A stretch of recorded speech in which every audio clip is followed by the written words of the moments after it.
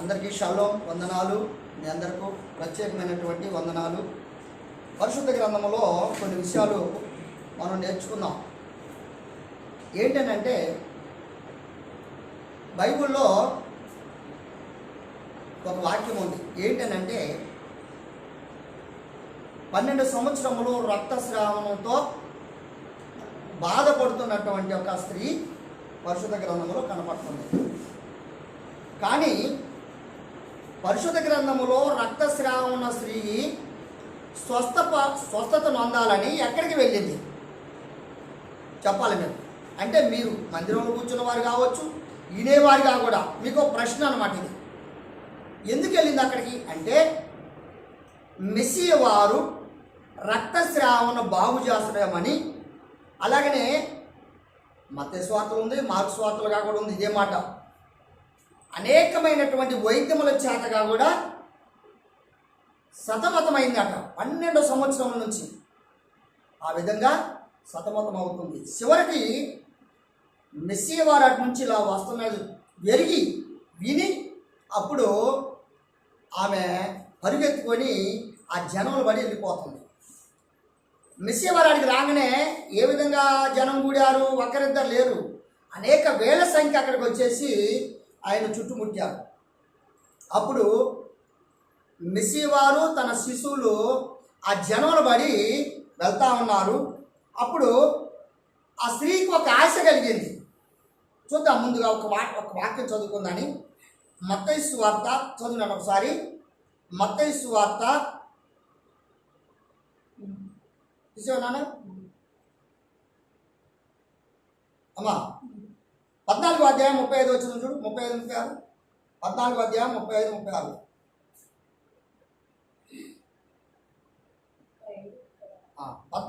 అధ్యాయం చదువు. అక్కడ జనులు ఆయనను గుర్తుపట్టి చుట్టుపక్కలున్న ఆ ప్రదేశం అంతటికి వర్తమానం పంపి రోగులందరినీ ఆయన ఎదుగు తెచ్చిరి. వారిని నీ వస్త్రపు చెంగు మాత్రము ఆయనను వేడుకొనిరి. ముట్టిన వారందరూ స్వస్థత పొందిరి. హల్లెలూయా. ఇక్కడ ఏమన్నాడమ్మా?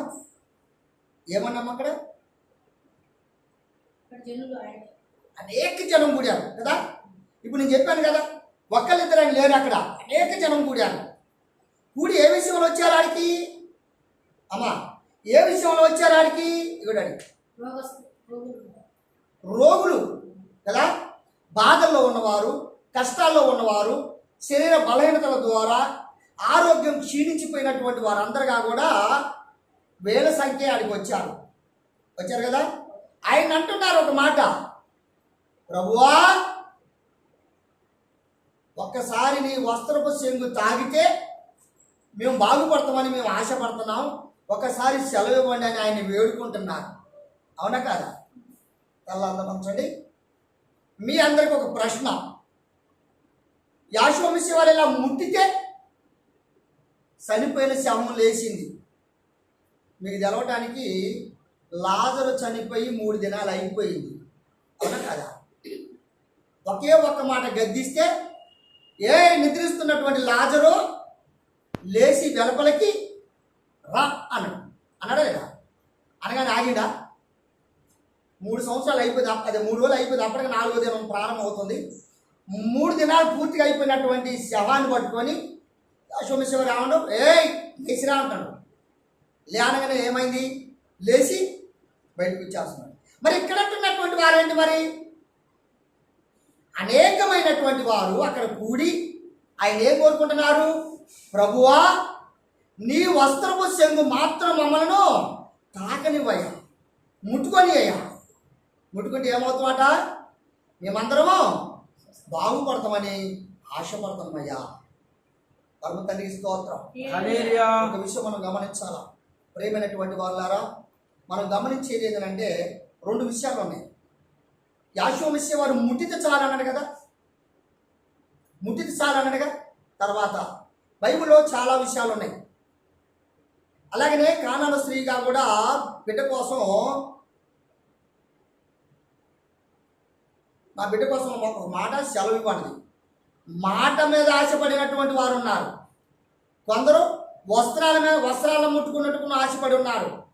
కొందరు ఆయనే చేయి పెడితే స్వస్థత ఉండాలని ఆశపడుతున్నటువంటి వారు కొందరు ఉన్నారు. ముట్టేది వేరు కదా, మాట ద్వారా శాసించడం వేరు, తనంతటి తాను వచ్చి ఎదటి వారు వచ్చి ముట్టుకోవడం వేరు కదా. ఆయన ముట్టుకునే విధానం వేరు, ఇతరులు వచ్చి ముట్టుకుంటే బాగుపడే విధానం వేరు, ఆయన మాట్లాడితే స్వస్థత వచ్చే విధానం వేరు. ఆయన సూపులకి ఉంది, ఆయన నోటి నుండి వచ్చే ఊము ద్వారా కూడా రక్షణ ఉన్నట్టుగా బైబిల్లో అనేక పర్యాలు మనం బైబిల్లో చూసుకోవడానికి మనం ఎన్నో విధాలుగా మనం చదువుకున్నాం. ఇక్కడ అంటున్న మాట మరొకసారి చదువమ్మా. అక్కడి జనులు ఎన్నో అధ్యాయము 14 అధ్యాయమే కదా, 38 14 అధ్యాయం 35 వచనం చదువు.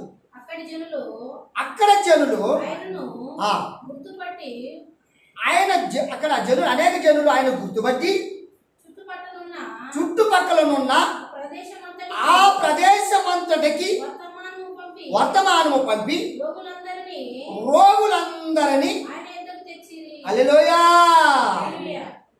ఈయన ఆ ప్రాంతం నుండి వస్తుందని చెప్పి ఏం చేశారు? ఆ ప్రాంతం అందరికీ సాటింపు చేశారు. అయ్యా ఏం చేశారు? సాటింపు చేశారు. ప్రణతి సాటింపు చేశారా లేదా? సాటింపు చేయడం అంటే ఇప్పుడు ఊర్లో ఏదైనా వార్త చెప్పాలంటే ప్రచారం అంటే డబ్బు కొట్టుకుంటూ ఏదో శబ్దం చేసుకుంటా ఇగో ఈ రోజు పలానా జరుగుతుంది అని సాటింపు చేస్తున్నాం. అలాగా ఆయన వస్తున్న వార్త విని ప్రకటన చేశారట. అప్పుడు అనేకమైనటువంటి వారు అక్కడ గుంపులుగా కూడి వచ్చారు. కూడి వచ్చి ఏమంటున్నారు అక్కడ 36 వచనం కూడా చదువు. వీరిని నీ వస్త్రపు చెంగు మాత్రము ముట్టనిమ్మని. హల్లెలూయా. ఇప్పుడు ఎవరు అడిగారు చెప్పండి? ఇప్పుడు ఎవరు అడిగారు? మెస్సీయ వారిని అక్కడికి వచ్చిన జనం అడుగుతున్నారు. అలా అడుగుతున్నారా లేదా? మెస్సియా మా కొరకు నువ్వు ఇక్కడికి వచ్చావు, నీ వస్త్రపు చెంగు మేము ముట్టుకుంటే మేము బాగుపడతామయ్యా, మేము మేలు పడతామయ్యా, మేము సంతోషపడతామయ్యా అని కోరుకుంటున్నటువంటి వారు అనేకులు అక్కడ కూడి ఉన్నారు. అయినప్పుడు ఆయన ముట్టుకుంది రాని అన్నాడా? అనలేదు. ఎవరిని అక్కడ అనుమతి సరైనటువంటిది 36 వచనం కూడా చూడు. 35 వచనం అయిపోయిందా? అందుకంటే అక్కడ మాత్రము ముట్టనేమని ఆయనను వేడుకొని ముట్టిన వారందరూ ఎవరైతే ఆయన ముట్టుకున్నారో వారందరూ స్వస్థత పొందారట. పరమతని స్తోత్రం. అలాగనే ఒక స్త్రీ ఉంది మార్కు సువార్తలో. 12 సంవత్సరంలో శ్రావణంతో సేవిస్తున్నటువంటి ఒక స్త్రీ ఉంది. ఇక్కడ అనేకమైన గుంపులుగా వచ్చారు. ఆమెను ముట్టడానికి తన్నే అనుమతి తీసుకున్నారు కదా, తననే అనుమతి తీసుకున్నారు. దేనికి? బాగుపడటానికి. ఇక్కడ 12 సంవత్సరాల యొక్క రక్తస్రావణ స్త్రీ ఏం చేసింది? జనమంతా గుంపులుగా వెళ్ళిపోతా ఉన్నారు ఆయన దగ్గర నుంచి. పోతున్నప్పుడు శిష్యులు అందరూ పోతున్నారు ఆయనతో, ఆయన శిష్యులు కూడా తనతో పోతున్నారు. అప్పుడు ఆమె ఆ జనంలో ఆయన ముట్టడానికి ఏమైందట? ఆయనకి భయపడదట. ఎందుకు? నేను ముట్టుకుంటే ఏమన్నా అయితో ఏమని చెప్పి ఆ వస్త్రాన్ని ఎవరికి తెలియకుండా సాటుకు పోయి జనంలో దూరి ఆయన వస్త్రపు చెంగుల దాకిందట. తాకని ఆయన ఏమంటున్నాడో తెలుసా? శిశువుతో అంటాడు, ఆగండి, ఇక్కడ నన్ను ఎవరో ముట్టారు. ఆ చోట్ల మాట్లాడుతున్నాను, చదవబాకండి. మీకు ఎన్నో రెఫరెన్స్ చెప్తా, మీరు తెలుసుకోవడమే. కనుక నన్ను ఎవరో ముట్టారు. ఎవరంటున్నారు? అడవ ముట్టుకోవడానికి నాకు సెలవు అని అడిగారు అందరూ. తెలియకుండా ముట్టినటువంటి వారిని గుర్తుపట్టి వస్త్రం తాగితే ఎవరికైనా గుర్తు వస్తుందా? ఎవరైనా స్పర్శ ఉండదా? ఆయనను ఎక్కడో కనపడకుండా తాకింది కదా. ఆయనను వెంటనే ఆ వస్త్రపు చెంగు తాకగానే ఆయన అంటాడు, నన్ను ఈ జనములు ఎవరో ఒకరు నన్ను ముట్టారు. చూసారా, ఎవరో నన్ను ఒకరు ముట్టారు అంటే అర్థం ఏంటో తెలుసా? ఈ భూమి మీద సర్వజీవులు ఎన్ని కోట్ల జనం ఉన్నారు, ఎన్ని కోట్ల మిలియన్ డాలర్లుగా ఉన్నటువంటి అంటే అనేకమైనటువంటి మరి కోట్లుగా ఎన్ని జీవులు ఉన్నాయి. అనేక జీవుల్లో ఒక జీవు మనం, అవునా కదా? అలాగనే సేవిస్తున్నటువంటి రోగంతో ఉన్నామా, అలా ఒకటి పొయ్యి వస్త్రం చెందు తాకింది. తాకగానే ఏమైంది? ఆ వస్త్రాలు ముట్టగానే ఆమెకి ఏమైంది? ఆమెకున్న రక్తదారులు హల్లెలూయా ప్రియమైనటువంటి వాళ్ళ రక్తస్రావం లాంటి రోగంతో సేవిస్తున్నటువంటి మిమ్మల్ని వెంటాడుతున్నటువంటి రోగాలు, బాధలు, హింసలు, వ్యాధులు, అనేకమైనటువంటి శ్రమలు నిన్ను వెంటాడుతున్నాయా? ఆయన ముట్టాలని నువ్వు ఆశపడుతున్నావా? నువ్వు రహస్యంగా ముట్టడానికి ఇష్టపడవని చెప్తాను. మన దానికి సాదృశ్యం ఏమే? ఈ రక్తస్రావణ స్త్రీయే మన సాదృశ్యం. సాటుపోయి ముట్టింది. ఆయన చూడలేదా? ఇక్కడ ఉన్న వారందరూ చూడలేదు, కానీ ఆయన గుర్తుపెట్టాడు. ఎవరో నన్ను ముట్టారు అన్నప్పుడు శిశువులు ఏమంటున్నారు? ప్రభువా, ఈ జనమంతా ఒకరి మీద ఒకరు నెట్టుకొని వస్తున్నారు కనుక ఎవరో తాకేరలేదు కానీ నిన్ను అంటున్నారు. అన్నప్పుడు ఆయన ఏమంటుంటో తెలుసా? అది కాదు, నన్ను ప్రత్యేకంగా ముట్టుకున్నారు అన్నాడు. ముట్టుకున్న ఆమెకి ఏమైపోయింది? అమ్మా, తెలియకుండా ముట్టుకున్న ఆమెకి ఏమైపోయింది? రక్తధారలు ఆగిపోయింది. ఎన్ని సంవత్సరాల నుంచి సేవిస్తుందంట? 12 సంవత్సరాల నుంచి సేవిస్తున్నటువంటి రక్తము ఆగిపోయింది. చూసారా? 12 సంవత్సరంలో అనేకుల వైద్యుల చేత సతమతమైనటువంటి యొక్క రోగము ఒకే ఒక్కసారి వస్త్రాన్ని ఇలా తాకినందుకు వెంటనే ఆ రక్తదారులు ఆగిపోయింది. ప్రియమైనటువంటి వారులారా, రక్తదారులు ఆగిన నిజమే.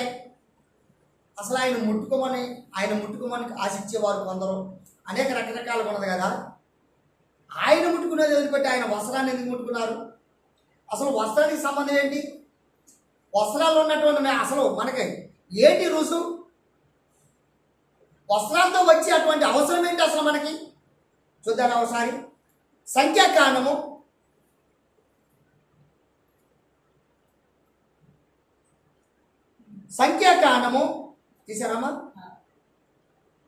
15వ అధ్యాయము 38వ వచనం. నీవు ఇశ్రాయేలులతో ఇట్లనము, వారు తమ తమ తరములకు తమ బట్టలు అంచులకు కుచ్చులు వేసుకొని అంచుల మీద నీలి సూత్రము పగిలింపవలెను. పరమ తండ్రి స్తోత్రం. అలాగనే మీరు నా ఆజ్ఞలన్నిటినీ జ్ఞాపకము చేసుకొని మీ ఎలోహిముకి ప్రతిష్ఠితులు లై ఉన్నట్లు మునుపటి వలె కోరిన వారిని చూసిన వారిని బట్టి వ్యభిచరింపక దాన్ని చూచి యావే ఆజ్ఞలన్నిటినీ జ్ఞాపకము చేసుకొని వాటి అనుసరించుటకే అది మీకు కుచ్చులుగా నుండును. పరమ తండ్రి స్తోత్ర. తర్వాత అంటాడు, నేను మీకు ఎలోహిమునై ఉండునట్లుగా ఐగుప్తు దేశములో నుండి మిమ్మును తప్పించిన మీ ఎలోహిమైన యావేను, హల్లెలూయా, మీ దేవుడు నేను యావేను నేనే అని చెప్తాను. అవునా కాదా? అయితే ఇక్కడ వ్యభిచారాలు ఏంటి? వ్యభిచారాలు అంటే ఏంటి? ఇప్పుడు ఇక్కడ కనుక బాగా గమనించాలి. ఇక్కడ వ్యభిచారాలు అంటే ఏంటి? చెడ్డవారని అర్థం. అవునా? చెడ్డవారని అర్థం. మరి చెడ్డవారి కోసం చెప్తున్నది అసలు? వస్త్రాల గురించి చెప్తే చెడ్డవారి గురించి చెప్తున్నది అసలు? చెడ్డవారు ఏంటి అసలు మనకి ఇప్పుడు ఇక్కడ? వ్యభిచారం అంటే ఏంటో తెలుసా? అంటే ఒక పురుషుడితో ఒక స్త్రీ చేసిన పాపం అది ఒకటే వ్యభిచారం అని కాదు. దేవుని నమ్ముకున్న విశ్వాసులు మొత్తం టోటల్గా వ్యభిచరించినట్లే. ఎందుకో తెలుసా? యోహాను సువార్తలో పోతే ఆ వ్యభిచారులు ఎవరు బయటపడతారు. ఇలా చెప్పడానికి ఇప్పుడు నాకు సమయం కాదు. కనుక సమరయ స్త్రీ ఉన్నది, ఆమె ఆరుగురు భర్తలు ఉన్నారు. ఆమెను పట్టుకొని ఏమంటారు? వ్యభిచారి అంటారు. ఇప్పుడు ఆమె వ్యభిచారం చేసిందా? కాదు. ఆత్మీయ విచారం. ఆత్మీయ విచారం అంటే ఏంటో తెలుసా? మత్తయి సువార్తలో ఒక మాట ఉంది, చదవమాకండి. 12వ అధ్యాయం 38వ వచనంలో ఏమంటాడంటే, అక్కడ శాస్త్రులు, బోధకులు, మరి కొందరు అక్కడ పరిచారకులు అందరూ కొందరు ఉండి, బోధకుడు మాకు సూచక్రియ చూపించన్నప్పుడు ఆయన అంటాడు ఒక మాట, వ్యభిచారులైన ఈ చెడ్డతరం వారు నన్ను సూచక్రియలు ఎందుకు అడుగుతున్నారు అన్నాడు. ఇప్పుడు ఏ విచారం చేశారు? విశ్వాసం అంటే ఉంచుకున్నటువంటి, అంటే చేసుకున్నటువంటి భర్తను, ఎన్నుకున్నటువంటి భర్తను వదిలేసి ఇతరులు ఎన్నుకున్నందువలన వారు వ్యభిచారులు అనబడతారు. కనుక ఇశ్రాయేలు నుండి విడిపోయినటువంటి వారు కొందరు సమరయులుగా ఎంచబడినటువంటి సోమ్రోను పట్టణంలో ఉన్న వారందరూ వారు విసర్జించినటువంటి వారు. రెండవది వ్యభిచారులుగా ఎంచబడినటువంటి వారుగా వాక్యమును రుజుపరచబడుతుంది. కనుక సమరయ స్త్రీ ఇప్పుడు వ్యభిచారా? కాదు. కనుక వ్యభిచారాన్ని ఒకవేళ ఎవరైనా అన్నారనుకోండి, ఆ శాపం మీదికి అవుతుంది, సుమి జాగ్రత్త అని అటువంటి వాళ్ళు జాగ్రత్తగా మాట్లాడాలి. సమరయ స్త్రీ అంతా పవిత్రమైన రాలు. సమరయ స్త్రీ అనేటువంటి యొక్క భక్తి కలిగినటువంటి స్త్రీ, సమరయ స్త్రీ అనేటువంటి యొక్క నమ్మకమైన స్త్రీ, సమరయ స్త్రీ అనేటువంటి యొక్క అనేక రుజుపరిచేటువంటి స్త్రీగా ఈనాడు భక్తులు లేకపోయారు తెలుసా? అందుకు ఎంత మాత్రం అని వ్యభిచారడానికి వీల్లేదు. నీ నోరుకు సరైన మాట సరైనది కాదని ఇక్కడ బాగానే ఉంది. సంఖ్యాకాండంలో ఇప్పుడు ఏం చెప్పాడు? అక్కడ ఏం చెప్పాడు? 38 ఇశ్రాయేలుతో ఇట్లను వారు తమ తమ తరములకు తమ తమ బట్టల అంచులకు కుచ్చులు వేసుకొని అంచుల కుచ్చుల మీద నీలి సూత్రం అంట తగిలింపవలెను అన్నాడు. అక్కడ నీలి సూత్రం అంటే ఏంటి అంటే, ఏబ్రీ భాషలో ఒక మాట ఉంది. ఏంటి ఆ ఏబ్రీ భాషలో ఉన్న మాట అంటే, కనాత్. అక్కడ అన్నటువంటి మాట ఏంటంటే, ప్రతి విషయాన్ని మనం చాలా జాగ్రత్తగా గమనించాల్సినటువంటి అవసరం లేకపోలేదు. అందుకొరకే ఇక్కడ చెప్పిన ప్రతి మాటకు అర్థం ఏంటంటే, కనాప్. ఏంటట? కనాప్. కనాపు అంటే రెక్కలో. కనాపు అంటే రెక్కలో. దేనికి ఉంటాయి రెక్కలు? పక్షుల రెక్కలు ఉంటాయి కదా. పక్షుల రెక్కలు ఉంటాయి. మనుషులు కొన్ని రెక్కలు కావా? రెక్కలైతే ఇచ్చి పట్టుకోండి అంటారు కదా. అంటే వాటిని ఆట కుచ్చులకు అంచులకు ఏం చేయాలట? గుత్తులుగా కుచ్చులుగా వాటిని ధరింపజేసుకోవాలంట. అందుకొరకే ఒక మాట అంటారు. ఏంటనంటే, ఏది ఏమైనా ఒక విషయం ఏంటనంటే, ప్రతిదాన్ని మనం గమనించాల్సినటువంటి అవసరత మనకు లేకపోలేదు. పరిశుద్ధ గ్రంథములో నిర్గమకాండము 29వ అధ్యాయం 5వ వచనంలో ఏమంటాడంటే, ఆ వస్త్రమును తీసుకొని సొక్కాయిని, ఏపోతు, నిలువు టంగిని, ఏపోదును, పాతకమును ఆరోనుకు ధరింపజేసి, ఏపోదు విచిత్రమైన నా నడికట్టును అతనికి కట్టి అతని తల మీద ఏంటట? పాకాలు పెట్టి హల్లెలూయా. ఇదంతా ఏంటి మీకు అర్థమవుతుందా? వస్త్రం అంటే ఏంటి అనుకుంటున్నారు? మహిమకు గుర్తు. అక్కడే చెప్పాడు కదా సంఖ్యాకాండంలో, మహిమకు మహిమ సంబంధించినటువంటిది ఏంటట అది? అది ఏంటంటే అక్కడ దాని పేరు ఏంటట? పరిశుద్ధ. కాదు, అక్కడ చెప్పినటువంటి మాట ఏంటంటే అక్కడ మళ్ళీ చదవండి. సంఖ్యాకాండంలో 15వ అధ్యాయం 36వ వచనంలో ఒక మాట చదవండి. 38వ వచనం సంఖ్యాకాండంలో. మీకు అర్థం కావాలి ఆ మాటకి. చూసారా? నీవు ఇశ్రాయేలుతో ఆ. ఇట్లనుము, ఆ, వారు తమ తరములకు ఆ. తమ బట్టల అంచులకు ఆ. కుచ్చులు వేసుకుని ఆ. కుచ్చుల మీద ఆ. నీలి సూత్రము ఏంటంటే అది? నీలి సూత్రము. ఇక్కడ ఆగుతాయి. పరమతండ్రి స్తోత్రం. ఏంటట? నీలి సూత్రం. నేను చెప్తే మీకు అర్థం కావాలి కదా, అందుకొరకే మళ్ళీ చదవాలా మిమ్మల్ని. ఉంటే కాదు. నీలి సూత్రం అంటే, సూత్రం అంటే దేనంటారు? ఇప్పుడు మామూలు మనకు తెలిసినటువంటి వాళ్ళు సూత్రం అంటే కొంతమంది మంగళసూత్రాన్ని కూడా సూత్రం అంటారు కదా. సూత్రాన్ని ధరిస్తే ఏం చేస్తారు? మనం వెనక్కి చేసుకున్నట్టే కదా, అవునా కదా? ఈ కుచ్చులు ధరించుకున్న వాడు పరమతండ్రికి ఎన్నిక చేయబడేవారంట. ఆ ఎన్నిక చేయబడినటువంటి యొక్క ఈ కుచ్చులకు రక్షణ ఉన్నదంట. ఈ నీరు సూత్రానికి రక్షణ ఉన్నదంట. ఇక్కడ ఆగుదాయి. ఈ నీలి సూత్రానికి రక్షణ ఉన్నదని మరి ఇక్కడ మోసే వారి ద్వారా 1446 సంవత్సరాల మధ్య చెప్పినటువంటి పరమతండ్రి చెప్పిన రాయబడిన గ్రంథము సంఖ్యాకాండం ప్రకారంగా ఆడ చెప్పిన లేఖనము ఈ ఎక్కడెక్కడ రక్తశ్రావణ స్త్రీకి తెలుసా బాబు? రక్తశ్రావణ స్త్రీకి తెలుసా అమ్మా? తెలవదు. మరి ఆమెకి ఎలా తెలుసు అంటే ఇంతకుముందు మనం చదువుకున్నాం. ఏంటది? తన ఆజ్ఞల ప్రకారము.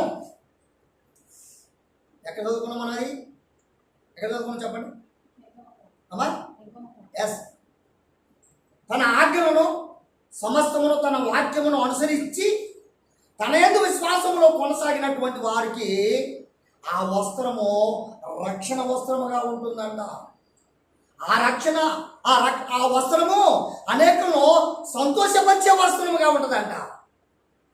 అందుకొరకే యాషోమెస్సీ వారి మీద ఉన్న వస్త్రాన్ని కూడా ఆయన పట్టుకొని సెలవేసిన తర్వాత వస్త్రాన్ని తీసి ముక్కలు చేసి ఏం చేశారు? పంచుకున్నారు. ఎందుకో తెలుసా? ఆయన పట్టుకొని కట్టేసి గురియలతో కొడుతున్నప్పుడు ఆయన రక్తం తాగితే పెడదిరిగిపోయినటువంటి అవయవాలు కలిగిన స్త్రీ బాగుపడింది. ఒక పిలాతుకు రాస్తుంది, గవర్నర్కి రాస్తుంది, భార్యతో చెప్పి భార్య రాసేసుకుంది. అదా నువ్వు పట్టుకొని బంధించినటువంటి వ్యక్తి ఎవరు కాదు, స్వస్థగా రక్షించేటువంటి రక్షకుడు ఆయన. ఆయన వస్త్రములో రక్షణ ఉంది, ఆయన రక్తములో రక్షణ ఉంది.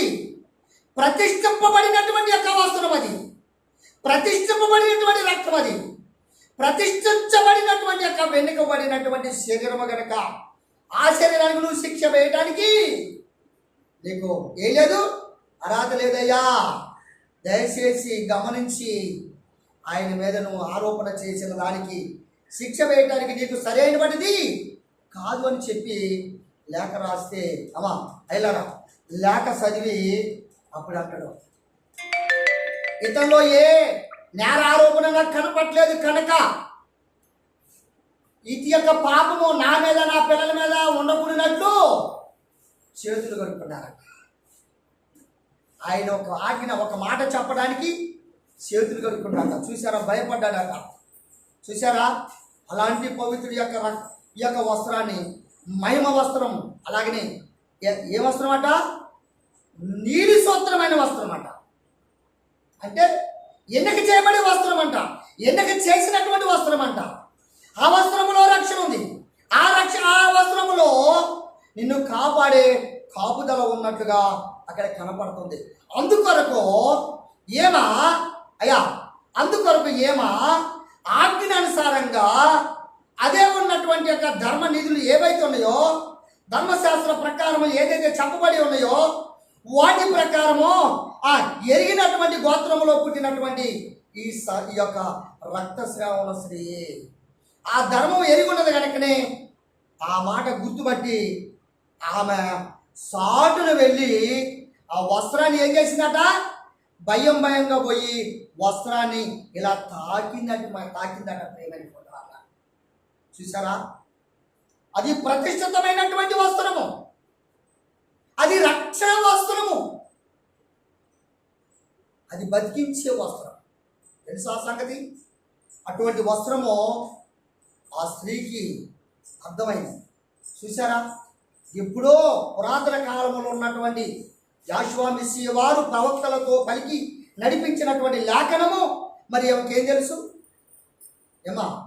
ఎవరికేం తెలుసు? ఎవరికేం తెలుసు? ఎలా గుర్తుపట్టింది చూద్దాం ఒకసారి. అదేవిధంగా ఇక్కడ అంటున్నటువంటి మాట, కనాపు అంటే ఎబ్రి భాషలో కనాపు అంటే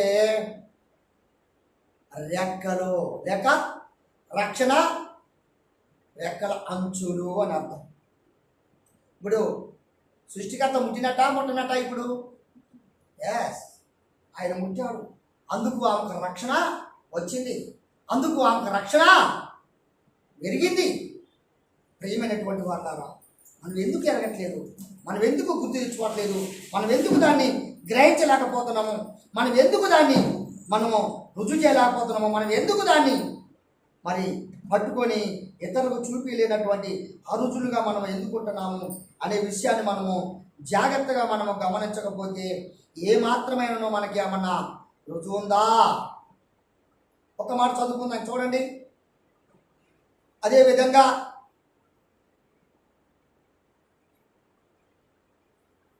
ఇక్కడ అంటాడు, ఎస్ఐ గ్రంథంలో ఒక మాట చెప్పాడు, అధిపతి అట ఒకడాట ఆ వస్త్రమును ఆ గుర్రములను పట్టుకొని రాజు గణపరచను అపేక్షించు వానికి అట ఆ వస్త్రమును ధరింపజేసి ఆయన్ని స్వాగతంగా చెప్పి ఆయన గణపరుస్తారట. రాజుల కాలంలో చెప్పిన మాట. అదేవిధంగా అదే వస్త్రం కప్పి అభిషేకం చేశారట. ఎందుకు? పరమ తండ్రికి ఎన్నిక చేశారట. అదే వస్త్రం కప్పి, అదే వస్త్రము ద్వారా అనేకమైన క్రియలు చేసినట్టుగా రుజువు అవుతుంది. అందుకొరకు పరిశుద్ధ గ్రంథములో వస్త్రము అనేటువంటి పదంలో 336 వస్త్రములు కనపడుతున్నాయి, పర్యాయాలు కనపడుతున్నాయి. అదేవిధంగా వస్త్రముల అనే దానికి 150 రిఫరెన్సులతో పర్యాయాలు కనపడతా ఉన్నాయి మనకి. వస్త్రముల అనేదానికి. అలాగనే ఒక్కొక్క అక్షరం మారినందువలన అనేక విధాలుగా వస్త్రాలు సూచిస్తున్నటువంటి యొక్క రక్షణ మార్గాన్ని మనకి సూచిస్తుంది ఈ పరిశుద్ధ గ్రంథము. అందుకొరకే మీరు గ్రహించే ప్రతి మాట మనం ఎందుకు దాన్ని తెలుసుకోలేకపోతున్నాం? అక్కడ 12 సంవత్సరాల రక్తస్రావణ స్త్రీ వచ్చి ముట్టగానే స్వస్థత పొందింది అంటుంటాం. చూడండి, ఇప్పుడు మార్కు సువార్త తొందరగా చూసారా? మార్కు సువార్త 5వ అధ్యాయం 2వ వచనం చూడండి.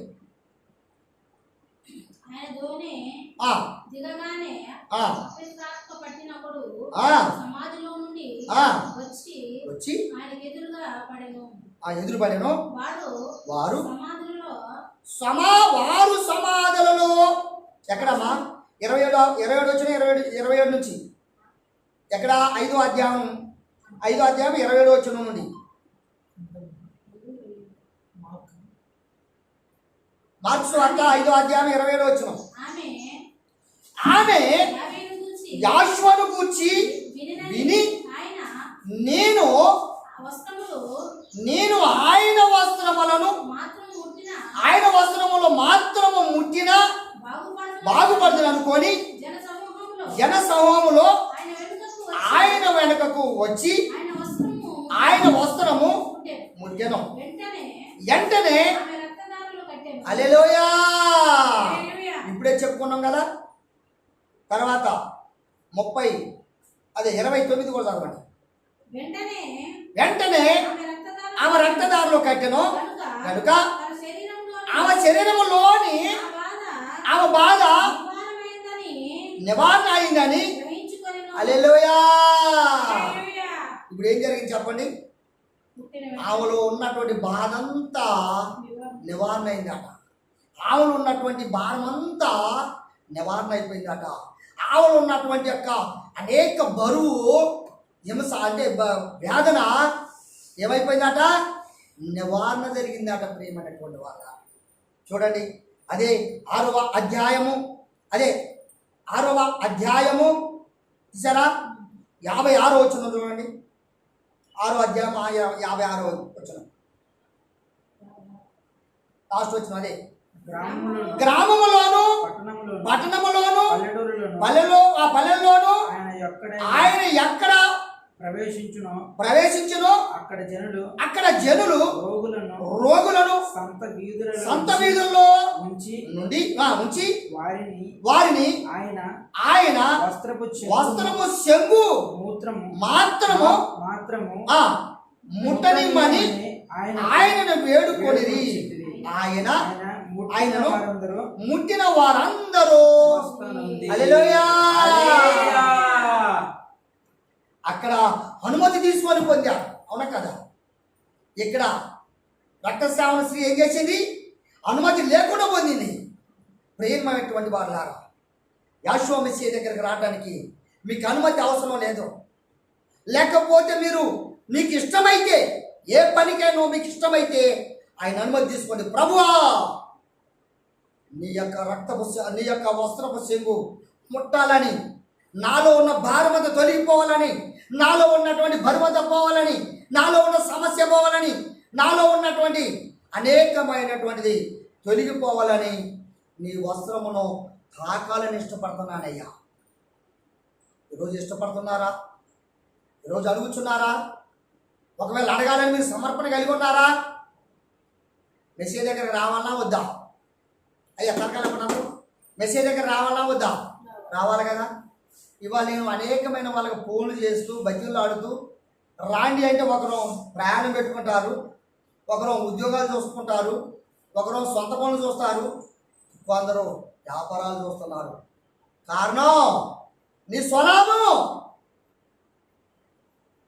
ఇక్కడ అనేకమైనటువంటి వారికి అనేక సమస్యలతో బాధ ఎదురైనప్పుడు ఆయన ఏడుకుంటావా?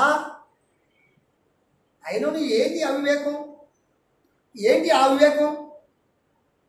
కనుక తొందరగా వెళ్ళిపోదని చూద్దాం. అలాగనే కీర్తనల గ్రంథము 85వ అధ్యాయము 9వ వచనం. మన దేశములో అయ్యా, మన దేశములో మహిమ నివసించినట్లు మన దేశములో పరమ తండ్రి పరలోకము నుండి తన మహిమ ఈ లోకములో నివసించున్నదని, ఆయన మహిమ నివసించుచున్నట్లు ఆయన రక్షణ ఆయనకు భయపడు వారికి సమీపముగా ఉండును. పరమ తండ్రికి స్తోత్రం. ఇదండి మాట, ఇది మాట. ఏముందంట ఇక్కడ? తన మహిమ ఉందంట, రెండవది తన రక్షణ ఉందంట. కనుక మహిమ అంటే కనిపించదు కదా, అవునా కదా? ఆయన వస్త్రంలో నీకు కనిపించిన రక్షణ ఉందో తెలుసా? ఆయన యొక్క వస్త్రంలో నీకు కనిపించినటువంటి మేలు ఉందో తెలుసా? ఆయన యొక్క వస్త్రంలో నీకు కనిపించినటువంటి యొక్క రుజువులు ఉన్నాయి తెలుసా? అందుకొరకే ఈ యొక్క స్త్రీ తెలియకుండా ఆయన యొక్క పూర్వీకుల యొక్క చరిత్ర ఆధారాల ప్రకారంగా కనుగొని ఆయన తెలియకుండా పోయి ముట్టిందట. ప్రియమైన వాళ్ళ పరమతానికి స్తోత్రం. మరి నువ్వు తెలిసినా కానీ నువ్వు ముట్టడానికి వస్తున్నావా? నువ్వు మందిరానికి రావాలని ఇష్టపడుతున్నావా? ఆయన యాషోమిసేవ దగ్గరికి వచ్చారుగా వారు. మరి మీకేమైంది? మీకేది కాళ్ళు బరువైంది? మీకేది సమర్పణ మీకు భారం అయిపోయింది? మీరెందుకు రాలేకపోతున్నారు? మీరెందుకు కోరుకోలేకపోతున్నారు? మీరు అలాగనే భారంతో ఉంటారా? అనేక బాధలతో ఉంటారా? అనేక హింసలతో ఉంటారా? అది మీ ఇష్టం, నాకు అవసరం లేదు. అవునా కాదండి? కనుక దీన్ని గ్రహించేవారండి జ్ఞానులు, దాన్ని కనిపెట్టి వచ్చేవారండి రక్షించబడేవారు. ఇది కనిపెట్టి కనుగొని అటువంటి వారికి వారి మహిమ అనుగ్రహింపబడును. పరమ తండ్రి స్తోత్రం. ఇదండి జీవపు వాక్యము తెలుగు. 10వ వచనంలో కూడా అంటాడు, కృపా సత్యములో కలిసి కొననవి నీతి సమాధానములు ఒకదానికొకటి ముందు పెట్టుకొని పరమ తండ్రికి స్తోత్రం. ఇక్కడ ఏమున్నాయట? కృపా సత్యములో కలుసుకొనవి నీతి సమాధానములు ఒకదానికొకటి అద్దుకొని ముద్దు పెట్టుకున్నాయట. పరమ తండ్రికి స్తోత్రం. ఇక్కడ ఏంటి? సత్యమా లేక సమాధానమా? నీకు ఓర్పా, రక్షణ, ఇవన్నీగా కూడా కలుసుకొని ఉన్నాయట, ముద్దు పెట్టుకొని కలుసుకొని ఉన్నాయట. ప్రేమైనటువంటి వాళ్ళ ఇవి మనకు అవసరం ఉండేమంటారా? ఏ రక్తస్రావణ స్త్రీ ఒక్కతే ఇవాళ ఉంటుంది. చాలా మంది అయ్యగారు కూడా అదే మాట చెప్తారు. ఓ ప్రేమైనటువంటి వాళ్ళారా, నీకు రక్తస్రావణం జరిగింది, నీకు రోగం ఎక్కువైంది, నువ్వెందుకు చాలా మరి వాళ్ళు పొద్దుబాక చెప్పట్లేదండి. సావుకులు వారు అనేకమైనటువంటి సమస్యలు పెరిగి ఒక్కొక్కరు ఒక్కొక్క భావం మీద తెలియపరుస్తూ వస్తున్నారు, అంతే తప్ప వేరే కాదు. కనుక మనం కూడా గమనించి గ్రహించి వాక్యాన్ని మనము వింటూ వినియోగించుకుంటూ రక్షణార్థమైనటువంటి మార్గములో నడుస్తూ ఈ యొక్క అనేకమైనటువంటి భాగాలు ఇప్పుడు మనం 10వ వచనం చదువుకున్నాం కదా. అందుకే ఒక 11వ వచనం కూడా ఒకసారి చదువు. భూమిలో నుండి సత్యము మొలుచును, ఆకాశంలో నుండి హల్లెలూయా సత్యము ఉందట, నీతి ఆకాశం నుండి దీన్ని చూస్తుందట. అవునా కాదా? సత్యం ఏమైందట? మొలుస్తుందట. సత్యం మొలుస్తుందట, నీతి ఆకాశం నుండి నిన్ను చూస్తుందట. నిన్ను నీతి పరులు చేద్దామని, నిన్ను సత్యవంతులుగా చేద్దామని, నిన్ను అనేక ఉన్నటువంటి వారిని చేద్దామని, మిమ్మల్ని గొప్పవారిగా చేద్దామని సత్యము నీతి నీ కొరకు పొంచి చూస్తున్నాయి. ప్రేమైనటువంటి వాళ్ళ అందుకు వీటిని కనుగొని మీరు అనుసరించేవారు మీరు ధన్యులు. అనేక వాటిలో మీరు మేలు పొంది మెస్సీకు మీరు సాక్షులుగా ఉంటారని ఈ మాటలో మీ అందరికీ తెలియపరుస్తూ ఈ సమయాన్ని ముగిస్తున్నాను. మీ అందరికీ వందనాలు.